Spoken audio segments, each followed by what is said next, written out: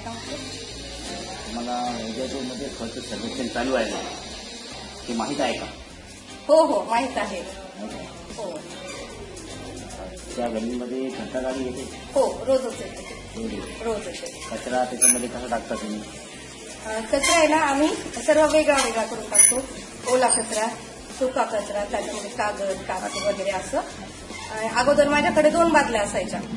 मी कोरडा कचरा जो आहे कागद काच वगैरे तो वेगळ्या डस्टबिनमध्ये साचवायचे आणि ओला कचरा वेगळा.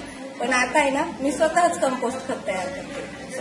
हो आणि तरी साधारणतः 2-3 महिने झाले. पद्धत तुम्हाला माहिती आहे कशी? हो हो मी स्वतः तयार केलेलं आहे. माझं दाखवतो मला कसं करतात. हो ठीक आहे. माझी ही झाडं बघा. हे झाड हे स्वतः मी माझं घरचं जे खत आहे तेच त्यांच्यासाठी टाकते. ह्या कुंड्यांमध्ये लावलेले. हो दाखवतो मला कसं करतात. हो चला या.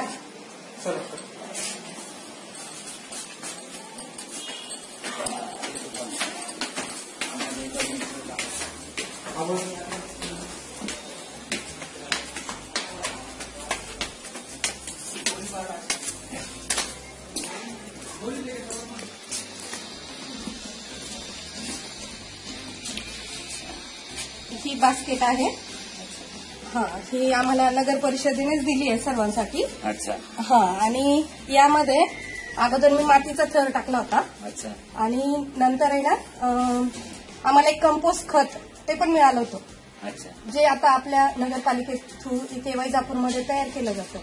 ते खत आम्हाला सगळ्यांना नागरिकांना दिलं गेलं होतं. मग खाली आम्ही तो एक थर टाकला आणि त्याच्यानंतर त्या थरवरती घरामध्ये जेवढा पण भाजीपाला वगैरे ओला कचरा निघतो तो डस्टबिन मध्ये न टाकता याच्यात टाकायचा.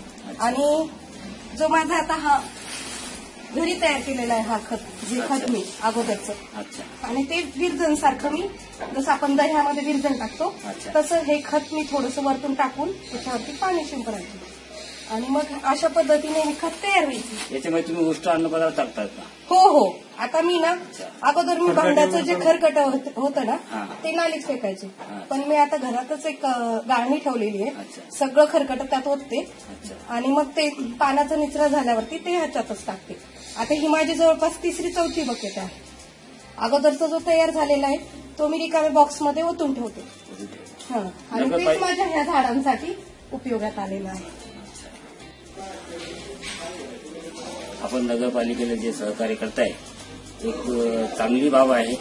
आणि भारत स्वच्छता जी चालू आहे, स्वच्छता अभियान जे चालू आहे आणि पूर्ण भारत हा स्वच्छ व्हायला पाहिजे त्यासाठी आपण जी मदत करताय आणि आपण जी माहिती दिली त्याबद्दल धन्यवाद.